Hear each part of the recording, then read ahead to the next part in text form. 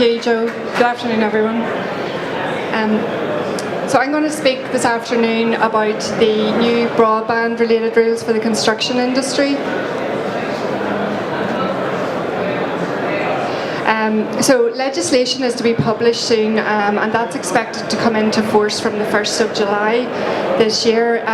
The intention behind this legislation is to facilitate next generation broadband rollout and its availability. And just by way of summary of the new rules, when the legislation comes into force, all newly constructed and renovated buildings post 2016 must be broadband ready, and we'll look at what that means shortly. Also, all communications access points in buildings and associated infrastructure such as ducts must be accessible to all broadband and communications providers. So we're all aware of the economic and social benefits of having access to broadband, and with the advances in the way that we work, education, smart home technology, e-health and entertainment, the demand for access to good quality and high-speed broadband is increasingly becoming important. Now, we don't score very well in Ireland in comparison to other EU companies in terms of the percentage of households that do have access to broadband. Only 67% of households in Ireland have that access. Now, the government commitment was set out in the National Broadband Plan in 2012. The commitment was to make high-speed broadband available across the country with minimum speeds of 30 megabytes per second for all homes and businesses, no matter how remote they are. And it's widely recognised that there's an increasing demand for both access and high speeds of broadband services. When it comes to cost, rolling out high-speed communications networks is expensive, but up to 80% of those costs are actually linked to the civil engineering works that have to be done as part of that rollout. The digital agenda for Europe identified the need for policies to reduce the cost of the deployment of communications networks within the Union. And that led to the introduction of the directive in 2014 on measures to reduce the cost of deploying high-speed electronic communications networks.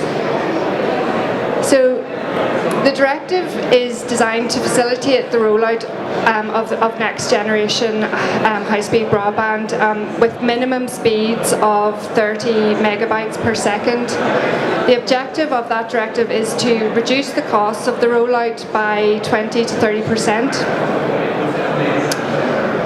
It was due to be implemented in Ireland by 1st of January this year, so we're told the publication of new implementing legislation is imminent and that the new measures are expected to come into force from 1st of July.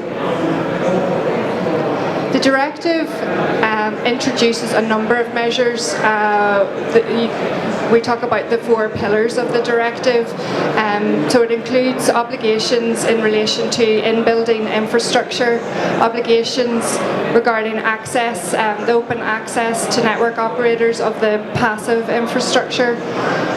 It also introduces coordination in relation to civil works and streamlining of permit granting that relates to permits which might be required to carry out some of the civil works, for example, road opening licences, and I'll mention that again a bit later.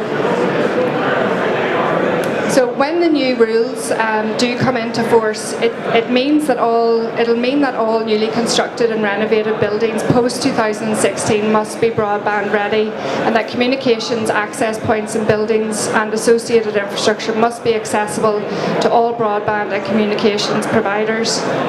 So let's look, we'll look first at the broadband ready obligations and what exactly they are. So all newly constructed homes and and buildings, and all homes and buildings which undergo major renovation works, in each case for which planning permission are submitted after 31st of December 2016. They must be equipped with passive infrastructure intended to host next generation broadband up to the network termination points. The directive allows for exemptions where it might be disproportionate to insist on the fulfilment of those obligations. So, for example, single dwellings, historic buildings, holiday homes, monuments or military buildings, but the Department of Communications, Energy and National Resources has not yet consulted on what those exemptions might be, so it remains to be seen how that's dealt with in an Irish context. So the broadband ready obligations apply also to major renovation works, but what are major renovation works? The directive defines such works as building and civil engineering works which require planning permission and involve structural modification of the entire or a significant part of a building's infrastructure which is relevant to broadband or communications. And you should note also that these obligations apply to multi-dwelling buildings, so offices and apartment blocks must also be equipped with physical communications access points inside or outside the building. So moving on to the building open access measures, all broadband and communications networks operators will have a right to roll out their networks up to the communications access points in buildings. So that means the physical point which is located either inside or outside the building that enables a broadband connection to that building. The access points must be available to all broadband and communications networks operators, so it's no longer possible to have exclusivity with one or more network operators, for example in an apartment block or another building, no closed building deals. Where duplication of infrastructure is technically impossible or it's going to be economically inefficient, all broadband and communications networks operators will have a right to access any existing ducts and other in-building communications infrastructure. Also, where any rights of use have been granted over access points and ducts, third-party access rights must be granted under fair and non-discriminatory terms, and that includes pricing also. So those measures are what I consider to be the key measures to be in terms of relevance to the construction industry in general, but I want to mention some other measures that the directive introduces. The directive introduces reform of planning processes for civil works in connection with the rollout of high-speed broadband, and that includes harmonisation measures which will apply to permit applications, so for example your road opening licences. Also, all relevant information in relation to the conditions and the manner in which applications should be made should be available on a single access point, for example, a web portal. The directive also provides for an indicative time frame of 4 months for grants or refusals of permit applications to be communicated.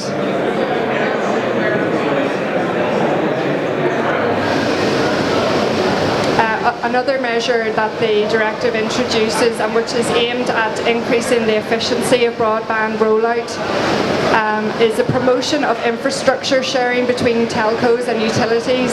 So, for example, the sharing of ducts and poles.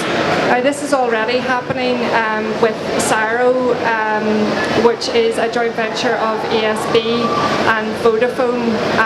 Cyro is in the process of rolling out a high-speed fibre to the building broadband network, using the building alongside and using the existing power infrastructure of ASB.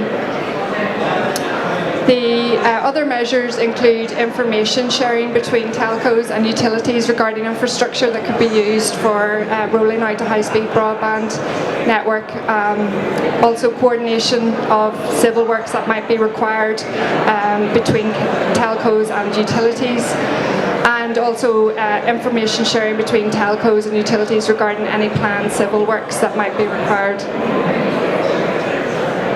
Okay, so just to conclude, two points that I think are pretty key to just take away this afternoon in terms of the new rules, which will be published shortly, is that from 2017 all newly constructed and renovated homes and buildings in respect of which planning permissions have been submitted from the 1st of January 2017 must be equipped with passive infrastructure to host high-speed broadband and communications up to the network termination point. And secondly, from July this year, when the new rules come into force, broadband communications providers will have the right to access building communications, access points and ducts, and exclusivity arrangements for broadband or communication providers will no longer be permitted. So thanks very much for listening. If anyone has any questions.